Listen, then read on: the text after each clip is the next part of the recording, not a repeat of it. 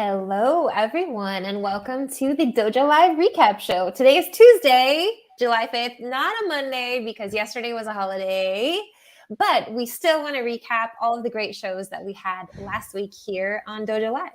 My name is Kim Lantis, and it's my pleasure to be here today with Bea Grajales.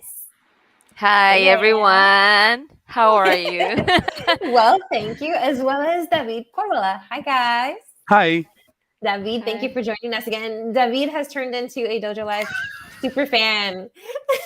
Yeah, officially, he's right now our co-host. So kudos for you. Yes. Yeah. Cool. So here we go. Last week we actually had 3 shows. First up was Drew Carter, CEO of Whistle Systems, and he talked about employee loyalty and how employers can create loyalty among staff. Then on Wednesday, we spoke with Shail Mehta, CEO and co-founder of The Last Game Board, which is some pretty interesting tech that they've got going on. And her goal is to bring humanity back through gaming and really how we can harness the power of connection and community that way. And last but not least, on Thursday was Shavon Lindley, CEO at Ion Learning, talking about talent development in a downturn and how investing in talent development can save you. So cool. What did you guys think of those shows? Let's go first with Drew Carter, Whistle. I want to start because I love the show because every company talk about customer loyalty, but it's not a lot of companies talk about employee loyalty, and Yeah. that's what I love that show because we're talking how you can improve your relationship with your employees, and I love that the way that he told us what are they doing with this platform, and that way you can learn more about the needs that have your employees. And I love her. I really love him and his company.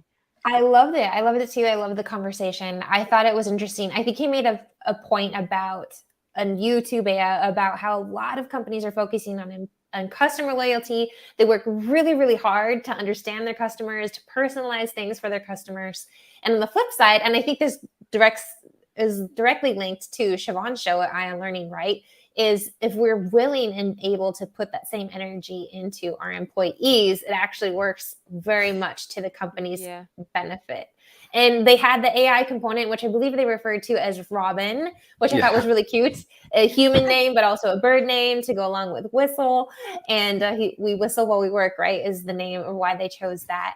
And the benefits, right, is making it very easy for your employees to access their benefits, very seamless, very quick, not having to wait months or weeks or whatever for a job well done. Here's your gift card to eat dinner, but rather having that control directly. What did you think about Robin and that AI component being more the tech guy here today, Debbie? Honestly, I really like the approach. More than the tech. The part that drew the most attention from me was the approach of AI for insights and well, I guess you could say server side automation, or rather, Mm-hmm. behind curtains. Because as someone that works quite closely with the talent team, and previously as sourcing as well, it's really easy to identify automated templates and automated processes, and you know when you're speaking to an AI chatbot. Mm-hmm. So Yeah. it's really cool that the approach here was, use AI to remind us, to give us the insights, but in the end, the actual work and interaction is done by you, which gives that genuine human interaction. Yeah, the Robin's really just meant to be that tap on the shoulder of like, hey, have you thought about this? Hey, remember? Right? I think so. That's really nice. So let's move on to Shail's show at the Last Game Board, bringing humanity back through gaming. What I really loved about her show was her personal story, how she's been kind of a gamer her whole life. Really thinks that at how she talked about how at a table when we're playing a physical board game, it breaks a lot of barriers, age barriers, language barriers, you name it, where people are able to connect. And she really has brought some interesting tech to make that happen. What did you guys think? Oh, I was absolutely blown away. Um, as you already know, every single time that there's either music or gaming in the name of the show, I jump in.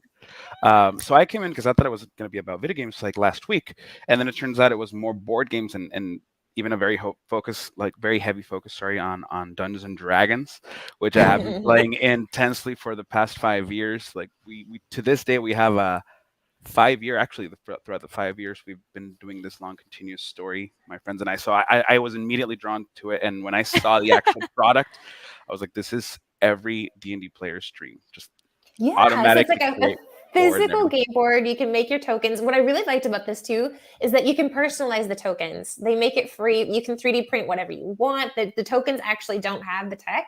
All of the tech is on the board itself, which I thought was really interesting. Super playful. And you can connect and play real-time physical with anyone across the Anywhere. world, which is crazy.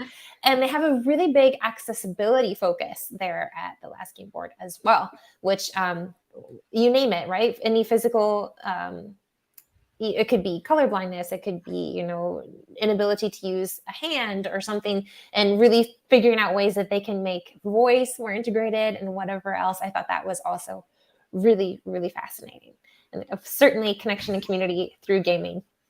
And the final show was Shavon Lindley at Ion Learning, talent development in the downturn. I thought that their product was really neat, the platform that they're creating to encourage talent development, right? Education across the company. And that could be whatever you want, if that's, more DEI related, if that's actually related to, a technical capability or company policies, whatever it is that you want. But the really cool component there is that you have to do it in a team. So it's holding one another accountable, which I thought was maybe a really big game changer in their approach. Yeah, you need to go forward with your team. And I love that the way she told us that it's not just that I need you to finish this topic because it's needed to your company and your function in the company.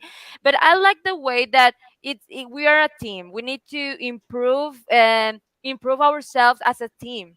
And I love that. And also the way that they create this platform, because she said only that 15% of the employees in the company finish 1-5. 1-5 Mm-hmm. finish all the onboarding that the companies have.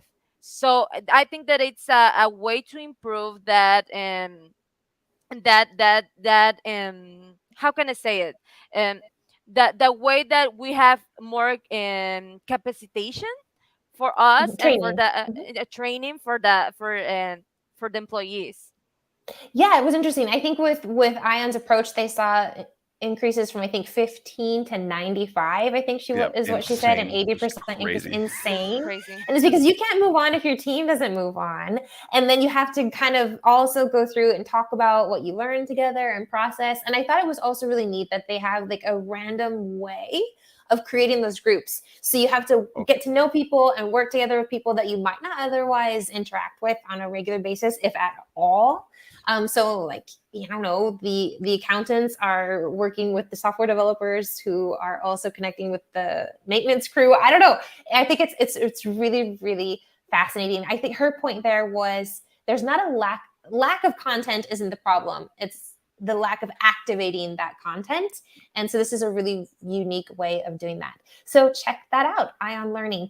Now, we have to do this real quick because we've got to do this in under 10 minutes. What do we have coming up this week? We've got 2 shows, one tomorrow, Wednesday at 12 o'clock Pacific, and that is with Gagan Gulati, Chief Product Officer at Behavix. AI in compliance and security, how the latest AI and machine learning technologies are allowing customers to take a quantum leap in protecting their organizations.